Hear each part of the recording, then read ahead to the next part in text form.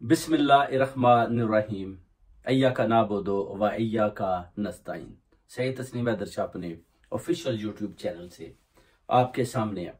आज आपने देखा कि आसिफ अली जरदारी ये जो लाहौर में इकट्ठ हुआ है, ये जो इम्पोर्टेड गवर्नमेंट के जो इम्पोर्टेड वजीर आजम है उनके पास पहुंचे, क्योंकि आपको पता है कि जो डेडलॉक नवाज शरीफ के साथ, मरियम नवाज के साथ बेसिकली यूएई में, दुबई में इनके साथ जितनी भी उन्होंने मुलाकातें की, वो उन्होंने बोला जी कि हमें बिल्कुल मंजूर नहीं है, मैं खुद वजीर आजम आना चाहता हूं या मरियम आएगी, जिस पर आसिफ अली जरदारी ने साफ साफ जवाब दे दिया। अब आसिफ अली जरदारी को दोबारा जो है ना वो जनाब उधर लाहौर पहुंचे हैं अपना शहबाज शरीफ के पास, और उधर उन्होंने बोला जी कि हम जो है ना अगस्त में, उन्होंने बोला कि 14 अगस्त मगर 13 अगस्त को इनको चाहिए कि अब सारी असम्बलियां जो है ना वो डिजॉल्व करके उसके बाद निगरान हुकूमत बेसिकली उनको खड़ा करना। अब उस पर उनका एक मायदा हो चुका है जो नवाज शरीफ को बिल्कुल काबिल कबूल नहीं है। नवाज शरीफ बड़ा बुरा फंस चुका है, उसको समझ नहीं आ रही कि मैं लंदन की तरफ जाऊं या मैं पाकिस्तान की तरफ चला जाऊं, क्योंकि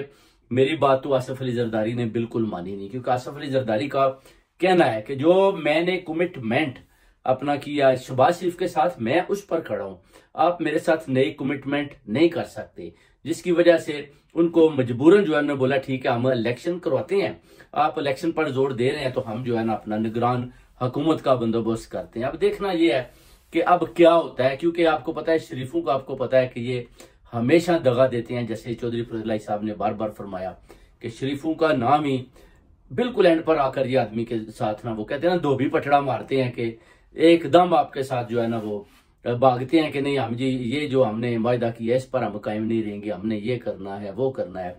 इस तरह के ये जितने भी गलत गलत तरीके हैं ना वो ये लगाते हैं जो गैर आईनी होते हैं। अब आसिफ अली जरदारी के साथ इनका फड़ा हो चुका है। आसिफ अली जरदारी भी आपको पता है कि वो सियासत का हुर कहलाता है, तो उसका मुकाबला करने के लिए फिर इनको देखना पड़ेगा। उधर अपना जनरल आसम मुनीर साहब भी जाहिर है वो भी हैं तो general chief of army staff, मगर बेसिकली वो भी पॉलिटिकली इन्वॉल्व हैं पूरे, क्योंकि हुकूमत चाली उनसे पूछकर चल रही है। बेसिकली इन्होंने हुकूमत जो है ना वो जनरल आसम मुनीर के हवाले कर दिया कि आप जो फैसला करेंगे उसके साथ ही हम खड़े रहेंगे, क्योंकि पैसे ये मांग कर ला रहे हैं। और इसाक डार साहब अपना जो है वो इनको मुबारकें दे रहे हैं जी कि बड़ा अच्छा आपने जनाब ये काम किया है कि आपने आने वाली नस्लों के ऊपर भी कर्ज चढ़ा दिए। अब आप देखें कि ये जो इधर इमरान रियाज खान साहब भी उस दिन से गायब हैं, वो उनकी भी आपको वीडियो दिखाते हैं कि वो क्यों गायब हैं, उन्होंने क्या बोला था जिसकी वजह से ये सब गायब हो चुके हैं।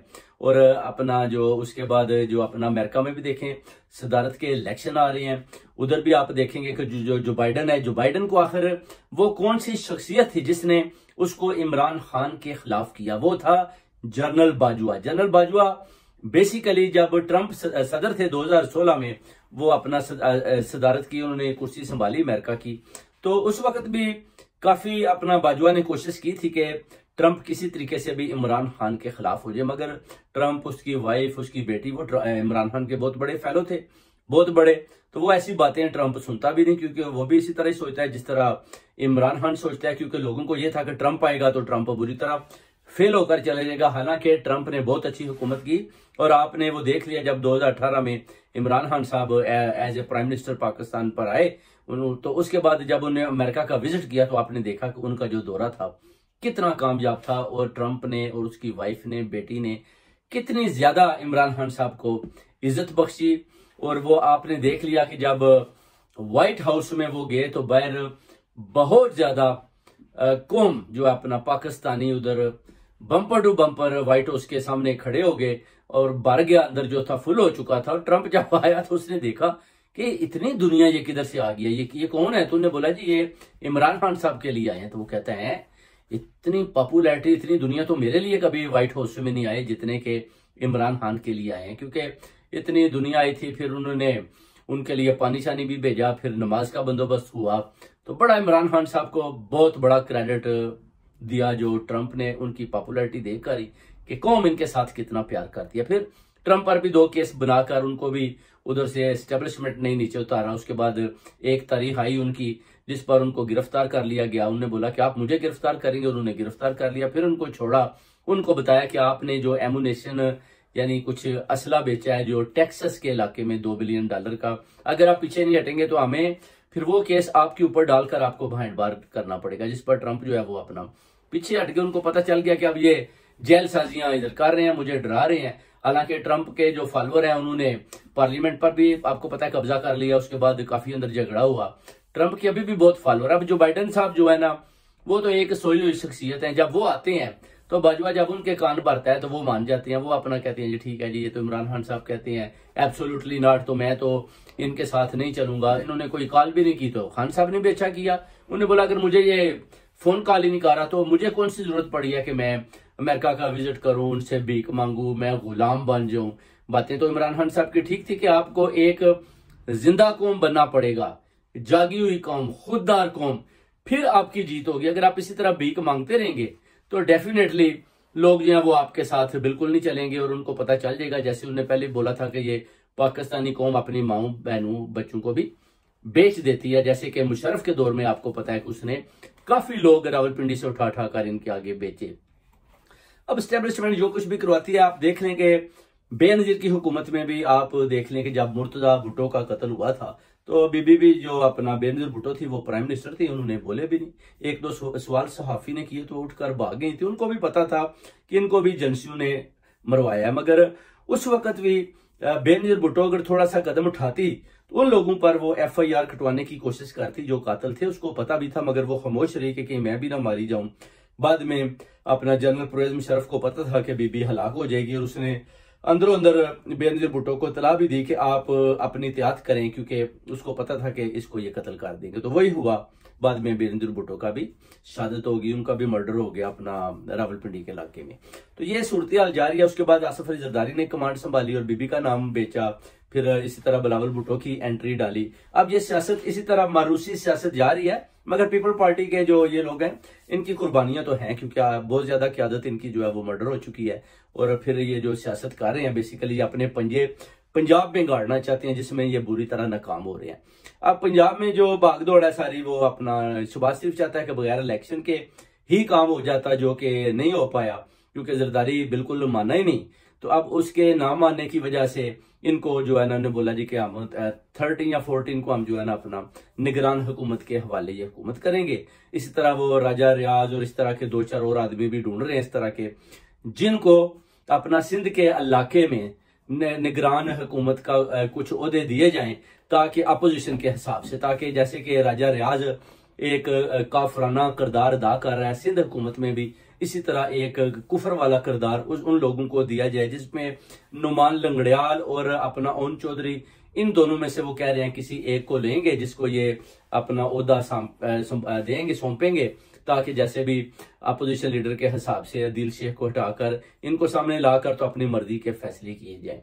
तो ये सारी सूरत हाल जा रही है। उधर जनरल आसिम मुनीर साहब की भी आपने खिताब सुन लिया, स्पीच सुन ली, उन्होंने कुरान पाक की कुछ आयतें भी पढ़ी जिन पर उन्होंने बोला कि मुसीबत में घबराना नहीं है, घबराना कुफर है और अपना जो है इंशाल्लाह तुम ही गालिब आओगे चाहे कुछ भी हो जाए। आप देखेंगे ये 2-3 सूरतें उन्होंने पढ़ी थी, मगर कुरान पाक पूरा जो है ना आपको पता है कि वो तो भरा पड़ा है फिरौन और हजरत मूसा अलैहिस्सलाम के वाकया से। आधे से ज्यादा कुरान पाक मैंने पढ़ा हुआ है, बाइबल भी मैंने पढ़ी हुई है, उसमें बार बार अल्लाह ताला फरमाता है कि आप अंजाम देखो फिरौन का, मैंने फिरौन के साथ क्या किया, आप इससे सबक हासिल करो, आप जुल्म ना करो। वो जुल्म करता था फिरौन, जुल्म, और जुल्म अल्लाह ताला को बिल्कुल पसंद नहीं था। वो बच्चों को मरवा देता था, वो औरतों को मरवा देता था, लोगों की फैमिली को मरवा देता था।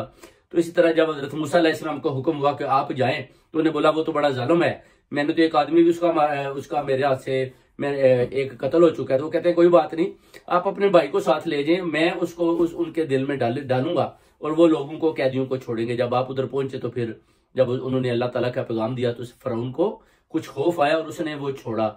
यानी आधे से ज्यादा कुरान पाक इस स्टोरी से भरा पड़ा है कि फिरौन और हजरत मूसा अलैहिस्सलाम की मिसालें दी जा रही हैं।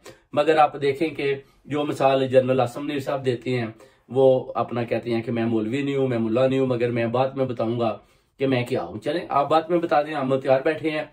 और आप अगर सूरत अल बकरा की वर्ष 33 भी पढ़ लेते तो उधर भी लिखा हुआ है कि मैं बुत परस्त, आग परस्त, इन लोगों को भी, ईसाइयों को भी जन्नत में दाखिल करूंगा। यानी लोग जो अच्छा काम करेंगे, चाहे वो किसी भी मजहब से तल्लुक रखते हैं, उनको भी अल्लाह ताला ने वादा फरमाया कि उनको भी मैं जन्नत के अंदर भेजूंगा। इसलिए आप मुसलमान हैं तो मुसलमानों वाले काम करें। आप ऐसे काम ना करें कि आप इंपोर्टेड गवर्नमेंट को लाकर मुसल्लत कर देंगे और इसी तरह आप समझेंगे कि सिस्टम और निज़ाम चलता रहेगा। ये कभी भी ये कुफर का जो अपना निज़ाम है ना, वो हजरत अली ने फरमाया कि कुफर का निज़ाम चल सकता है, जुल्म का नहीं चल सकता। और ये आप इस तरह जो मार कुटाई और जुल्म और लोगों पर बर्बरियत, उनको डराया जा रहा है, माओ बहनों बेटियों को बालों से पकड़कर, इस तरह की जो वारदातें हो रही हैं, आखिर वो कोई ना कोई तो कर ही रहा है। उसके बाद आप देखें कि इमरान खान के ऊपर जो आपने पर्चे बनाए हैं इतने ज्यादा, रोज 20-20 केसों में तरीकें हो रही हैं, और जिसने साबका प्राइम मिनिस्टर इमरान खान के ऊपर अटैक किया, कातलाना हमला किया, वो आज तक कभी देखा इन कोर्ट में? वो है भी कि नहीं, जेल में रखा है, किधर है, कोई पता नहीं जी। वो जी वीडियो लिंक पर आता है, वो आता है नहीं आता, वो किधर है, कलभूषण किधर है? इस तरह की सारी चीजें जो है ना, ये बड़े बड़े सवालात हैं जो आपके आगे कौम उठाती है कि कातल जो है, जिसने कातलाना हमला किया, दिन दिहाड़े लोगों को कत्ल किया, उसको तो आपने पनाह दी है जी कि इसको बड़ा खतरा है, को मार ना दे। और जो साबका प्राइम मिनिस्टर है उसको आपने बोला जी कि इसको बस तरीकों पर लाएं, और इस पर आप मजहब के और यहूदी लॉबी के कुछ ऐसे ऐसे इल्जामात लगा दें कि जो अपना लोगों में जी इंतशार सा फैल जाए। मगर कौम फिर भी नहीं मानी। उधर भी आपकी हार होगी। लोगों ने बोला कि इमरान खान हजरत मोहम्मद सल्लल्लाहु अलैहि वसल्लम के सिपाही हैं और उनकी जो नक्शे कदम पर वो चल रहे हैं। और इंशाअल्लाह ताला बड़े बड़े मौलवियों ने भी दावे किए कि इमरान खान साहब के पास इल्म है, उनकी दुनिया चेंज हो चुकी है। जैसे कि जनरल बाजवा ने भी सवाल किया जी कि आप प्ले बॉय हैं, यानी जनरल बाजवा का भी दिल था कि अगर ये बोलती है जी मैं प्ले बॉय हूं तो मैं कुछ लड़कियां ला के तो इस तरह गेमे से मैं वीडियो बना लूंगा, जैसे उसने बोला मैं वीडियो बनाता हूं। मगर इमरान खान साहब ने जवाब दिया जी कि मैं होता था, मगर अल्लाह ताला ने मेरा रास्ता तब्दील कर दिया, मेरा इन चीजों से अब कोई लेना देना नहीं। उधर भी बाजवा जो है ना नाकाम हुआ। अब बाजवा ही जो बाइडन को जब उसके कान भरता था, तो जो बाइडन और उसके जो वजीर खारजा हैं, जब वो जो बातें सुनते थे तो फिर वो देखते थे कि शायद एक इंटरव्यू है एब्सोल्युटली नॉट इमरान खान ने कहा है, जिसकी वजह से जो बाइडन जो है ना उसको अंदरों अंदर वो काफी मुखालफत शुरू कर दी। और उसके बाद इन सब ने मिलकर, क्योंकि इमरान खान एक बहुत ही तगड़ा किस्म का प्राइम मिनिस्टर था, तो ये सोचता था कि मेरे केले का तो बस नहीं है, तो मिलकर ही सारे अब जो है इसको उतारते हैं। तो उन्होंने ये सारी स्कीम ली कि इसको अपना पहले नवाज शरीफ को उधर से भगाया हुआ था, जैसे कि बाजवा पीछे देता था काशिफ अब्बासी को, सबको, इमरान रियाज को कि देखें इसने ये करप्शन किया, ये प्रॉपर्टी बनाई है, ये बनाया है, फलां इसने चोरी किया, इतना पैसा उधर ले गया है, सलमान शहबाज जो है 70 अरब ले गया है। इस तरह की वो बातें बताता था। और जाहिर है मीडिया जब वो फाइलें देखता था तो वो एतबार करते थे और वो बोलते थे। आज आप देखिए अरशद शरीफ भी इन्होंने कत्ल करवा दिया, उसके बाद इमरान रियाज भी वो भी गायब है, और उसके बाद आप देखिए इमरान खान को भी कत्ल करवाने लगे। अब जब देखा कि इस मनसूबे में तो हम फेल हो चुके हैं, तो उसके बाद उन्होंने बोला जी वो देखें जी इसराइल जो है ना जी वो इमरान खान के हक में बोल रहा है। हालांकि इमरान खान ने 2-3 दफा उनको एक्सेप्ट करने से इनकार किया कि मैं इनको एक्सेप्ट नहीं करता जब तक फलस्तीन की जो लैंड है उस पर जो उन्हें कब्जा किया हुआ है, या फलस्तीन को ये एक कंट्री माने और उनकी लैंड जो उसको छोड़े, तो फिर हम एक्सेप्ट करने को तैयार हैं। हालांकि नवाज शरीफ ये सब ये अंदरों अंदर ये माने हुए हैं, इन्होंने इसराइल को एक्सेप्ट किया हुआ है।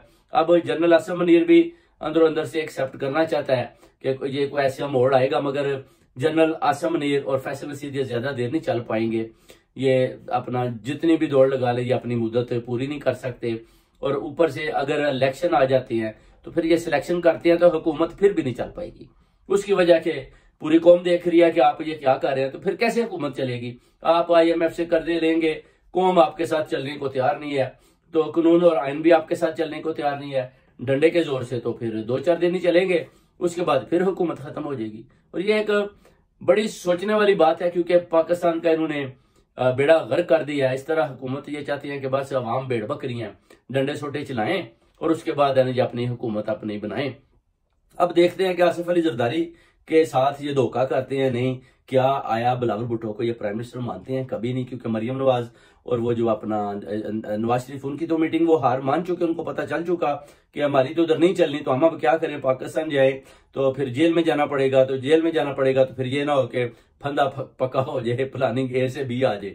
इन स्टैब्लिशमेंट का कोई पता नहीं होता। उससे बड़ा नवाज शरीफ डरता है कि पहले तो कतर के शहजादे ने तरलामिंद करके इमरान खान से निकलवा दिया था कि चलें जी ये बीमार हैं, तो अभी फंस गया तो फिर कोई भी साथ नहीं देगा, जैसे कि दूसरी लोगों को जेलों में बंद किया हुआ है। अब ये जो लोटे भाग चुके हैं, इनका भी आप देखें इनका भी कोई फ्यूचर नहीं है, ये भी बिल्कुल खत्म हो चुके हैं। इमरान खान साहब ने जो लिस्ट तैयार की है उसमें बड़े जबरदस्त किस्म के यूथ, जबरदस्त जाबर पढ़े लिखे नौजवान सामने आ रहे हैं और उनको इंशाल्लाह ताला उन्हें बोला कि एक कारकुन जो है परवेज खटक के इलाके से खड़ा करूंगा और परवेज खटक को भी इंशाल्लाह ताला वो उसकी भी जूते से पिटाई करेंगे, ऐसी हार देंगे उसको कि वो आने वाली नस्लों को भी बोलेगा कि सियासत में ना आए, इमरान खान का नाम ले।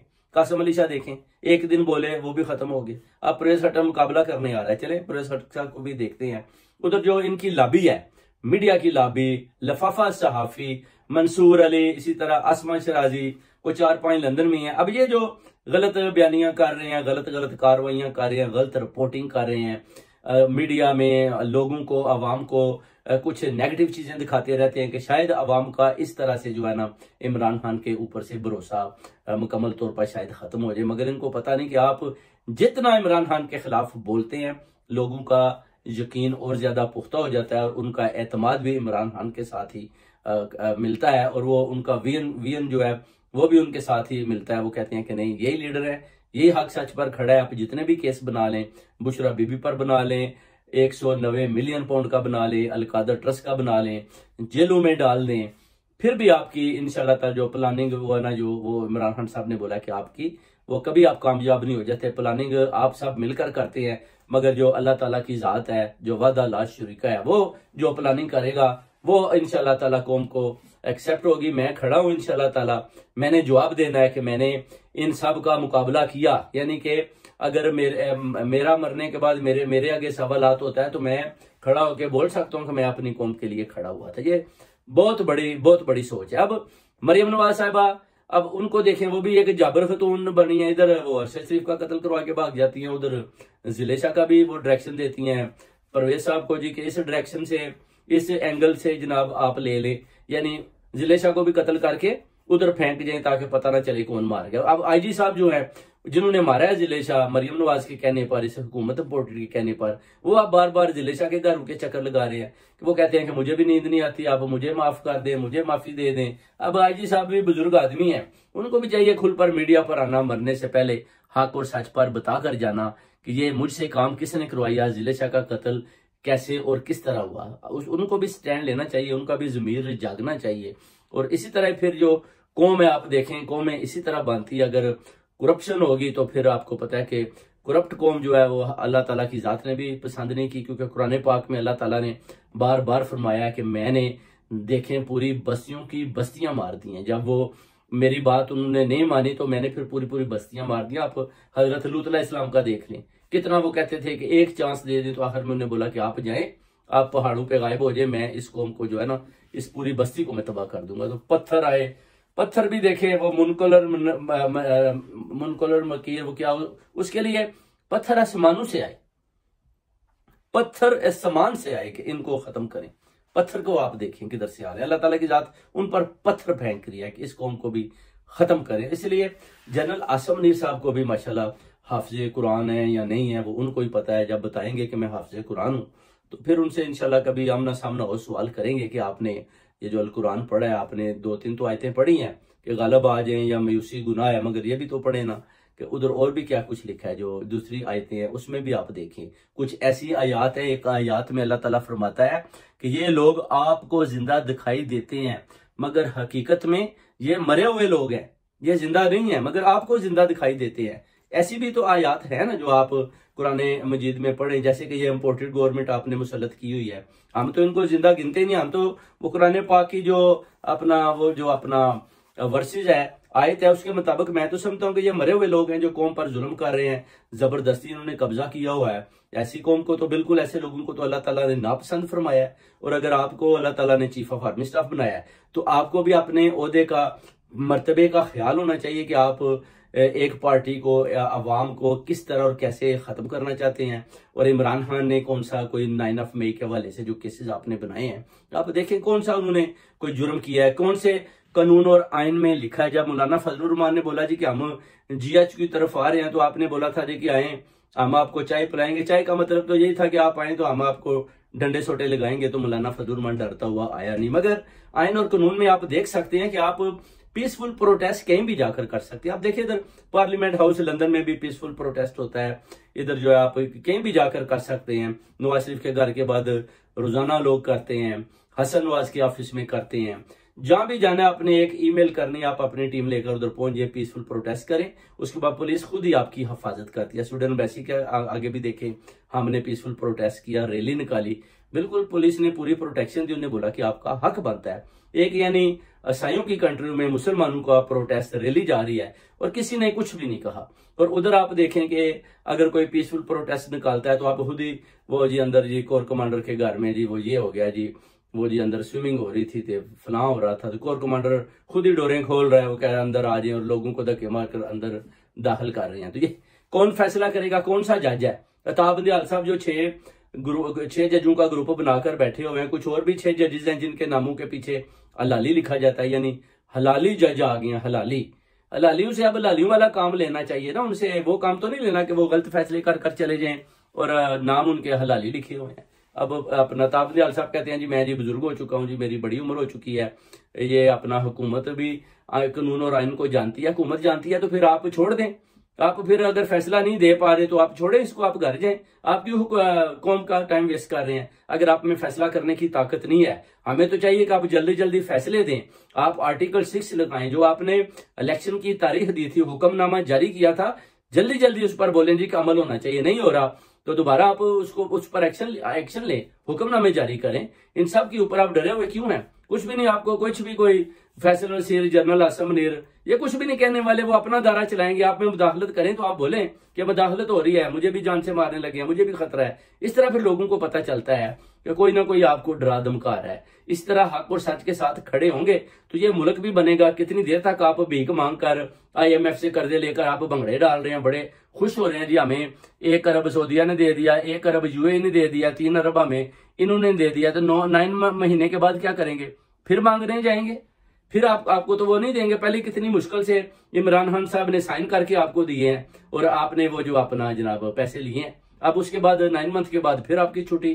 कौम पहले बेचारी भूख से मार रही है, तड़प रही है, और ये पैसा सारा आप इलेक्शन पर लगाएंगे। ये जो 5 मिलियन आया, 2 मिलियन तो आप आपस में बंदर बांट कर ली, 3 मिलियन आपने इलेक्शन पर लगा लिया। अवाम और कौम के लिए आपने क्या किया? उधर तो उसी तरह की भूख है, कोई आदमी खुश नहीं है, लोग खुदकशियां कर रहे हैं। तो ये सारी चीजें आपको देखना पड़ेगी, मद्देनजर रखनी पड़ेंगी, क्योंकि ओवरसीज कम्युनिटी देख रही है, सबकी आप पर नजर है और देख रहे हैं कि आप इस हुकूमत को और कितनी देर चलाते हैं और कैसे जो है ना आप इस हुकूमत को एस्टेब्लिशमेंट के हवाले आपने किया हुआ है। वो जी ये हुकूमत आपकी है, बेसिकली ये इनकी हुकूमत नहीं है, बेसिकली ये जनरल आसिम मुनीर की हुकूमत है, ये इनकी नहीं है। ये तो बस ऐसे मसलत की है, इनकी कोई वैल्यू नहीं है। अब चौधरी पुरेला की बेल होती है तो उसको भी आप नहीं छोड़ते। उमर सरफराज चीमा पर भी जुल्म हो रहा है। पुरेला का कसूर बस यही है कि जब चेयरमैन PTI इमरान खान साहब ने खिताब किया था, वो साथ बैठे हुए थे, तो उन्होंने जनरल बाजवा के खिलाफ एक बात की थी जो हकीकत पर मबनी थी, और चौधरी पुरेला ने बोला वो जी आप क्या करते हैं जी, आप वो जर्नलों के खिलाफ बात ना करें। तो फिर बाजवा की जब कॉल की तो पुरेला ने वो देखा भी था तो उसने जवाब नहीं दिया। तो उनको ये गुस्सा है कि आपने जनाब हमारा साथ नहीं दिया। हालांकि पुरेला ने तो बेचारे ने साथ दिया, मगर आप अपना वो गुस्सा निकाल रहे हो कि चौधरी पुरेला को भी बस अंदर थोड़ा रगड़ा लगाओ, क्योंकि इसको बोला था कि आप PTI को छोड़ दो तो ये CM पंजाब बन गए। तो CM पंजाब बनने की उनको जो है ना ये सजा दी जा रही है कि उनको जेल के अंदर रखा जा रहा है। उनके पास पंखा भी नहीं है, AC भी नहीं है, कोई दवाइयां भी नहीं है, कुछ भी नहीं है, सिर्फ आते हैं पिक्चरें बनाकर उठाकर ले जाते हैं, जैसे चौधरी पुरेला ने बताया। CM का आपने ये हाल किया हुआ है, यानी कि उनको सजा दी जा रही है कि आप CM क्यों बने। हमने आपको बोला था कि इनको छोड़ दें, इनके खिलाफ वादा माफ गवाह बन जाए, फैसल वाडा और फयाजुल हसन चौहान की तरह। इसी तरह अपना जो फवाद चौधरी है उसके पीछे भी आप डंडा लेकर लगे हुए हैं कि आप भी वादा माफ गवाह बनो, ना उसको आप बाहर भागने देते हो। ये सब उधर इस्तेकाम पाकिस्तान पार्टी में फंसे हैं जिनका वोट ही कोई नहीं है, और ये एक पार्टी लेकर वो पाक सरजमीन की तरह कोई इधर जा रहा है, कोई उधर जा रहा है। और इस पर रोज सुबह उठकर कभी मंसूर अली बोल रहा है, कभी वो आसमा शराजी वो बकबक कर रही है, कभी फिरदौस आशिकवान को आगे लगाया हुआ है। उधर गवर्नर सरवर साहब हैं जी, उनका तो कोई मुस्तकबिल है ही नहीं, अल्लाह माफी दे, वो तो है ही एस्टेब्लिशमेंट के पक्के बंदे। कोई भी गवर्नमेंट आ जाए वो कहते हैं जी कि आप गवर्नर है। नून की तरफ से वो गवर्नर है, PP की तरफ से वो रहे, इमरान खान की तरफ से वो रहे। अभी उनको काफली शुजात साहब के हवाले किया हुआ है। जितने मुर्दा लोग हैं, मरे हुए हैं, जिनका कोई फ्यूचर नहीं, जिनका कोई वोट नहीं है, वो देखे वो शुजात के हवाले कर दिए। अब चौधरी शुजात साहब ने क्या इनका अचार डालना है?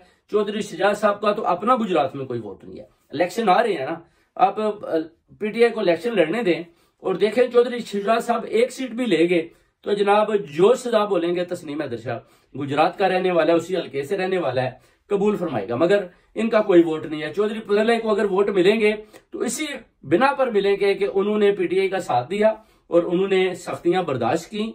और अगर चौधरी मोनसलाई ने उनको बोला है कि आप ही अंदर रहें और पीटीआई का साथ दें तो फिर चौधरी मोनसलाई भी बड़ी बारीक सिरे से जीतेंगे। अगर बाद में गेम कुछ और निकली तो फिर इनका फ्यूचर भी जो है वो भी धुंधला हो जाएगा और उधर से भी पीटीआई के जो भी मेंबरान खड़े होंगे वो जीतेंगे। और अगर आप पीटीआई को नहीं खड़े होने देते तो फिर भी देखें कि आपकी हुकूमत फेल होगी, आप चल नहीं पाएंगे और ये झगड़ा जरदारी और नवाज ग्रुप में हो जाएगा। उसके बाद जो आसिम मुनीर की वैसी छुट्टी हो जाएगी और फैसल नसीर भी जाने वाला है। फिर उसके बाद देखें जो भी आएगा वो इसका हम ख्याल नहीं होगा, वो अपनी पाक आर्मी के साथ देखेगा कि हमें पॉलिटिकल मामलात में दखल अंदाजी नहीं करनी चाहिए, हमें अपना अदलिया के निज़ाम में सुप्रीम कोर्ट में मुदाखलत नहीं करनी चाहिए। उसके बाद आप सुप्रीम कोर्ट को देखेंगे कि इन्हीं के ऊपर ही आर्टिकल 6 लगा कर इन्हें अपना पकड़ने के हुक्म जारी करेंगे। उसके बाद ये भागते फिरेंगे कि हमें बचा लें, जैसे कि मुशर्रफ का अंजाम हुआ। इनका उनसे भी बुरा होगा, ये भागते फिरेंगे कि जनाब हमें बचा लें जी, वो सुप्रीम कोर्ट ने ये ऑर्डर कर दिए। फिर ये बोलेंगे जी हमें जी, वो जैसे चौधरी तजाज हसन कहता है कि कोई जनरल आसिम मुनीर को बताए कि आइन और कानून क्या कहता है, शायद उनको पता नहीं है। बात तो चौधरी तजाज हसन एक बहुत बड़ा कानूनदान है, बात तो उनकी दुरुस्त है। अब देखना यह है कि इनको अगर आइन और कानून का पता है तो ये सिर्फ डंडा सर्विस के जरिए अपना सारा काम चला रहे हैं, पाकिस्तान के अंदर ही पाकिस्तान को फतह कर रहे हैं। तो फिर बिस्मिल्लाह जी चलाते जाएं इस कंट्री को, देख रहे आप कितनी दूर तक लेकर जाते हैं इस तरह बकरियों के रेवड़ को। ये हुकूमत कितनी देर तक चलती है और IMF कितनी देर पैसा देती है, शहजादे कितनी देर 1-1 मिलियन देती है। 1 मिलियन दिया है तो बाद में वो आपसे लेने भी आ जाएंगे, फिर आप भागेंगे। पैसा सारा तो एवन फील्ड में पड़ा है, पैसा सारा तो स्विस में पड़ा है। आप क्यों जाते हैं IMF के पास और शहजादों के पास? उधर से पैसा लाएं, इन जर्नलों से भी पैसा लें जो बाहर भागे हुए हैं, कियानी से लें, जनरल बाजवा से लें, ये जितने भी बाहर आए हुए हैं इनके पास पैसा है, ये भी निकलवाएं, कौम में बांटे। उर्बट सारी तो ये कर रहे हैं, अभी भी देखें कितना घपला हो रहा है। तो इंशाल्लाह ताला देखें फ्यूचर में क्या होता है। अरशद शरीफ का भी इंशाल्लाह ताला कत्ल और जिले शाह का कत्ल जो हुआ है बेगुनाह, इंशाल्लाह उसके भी अच्छे फैसले होंगे। अल्लाह ताला की जात देख रही है। इंशाल्लाह ताला आपको तस्नीम हैदर का सलाम। कल फिर नेक्स्ट व्लॉग बनाएंगे। खुदा हाफिज।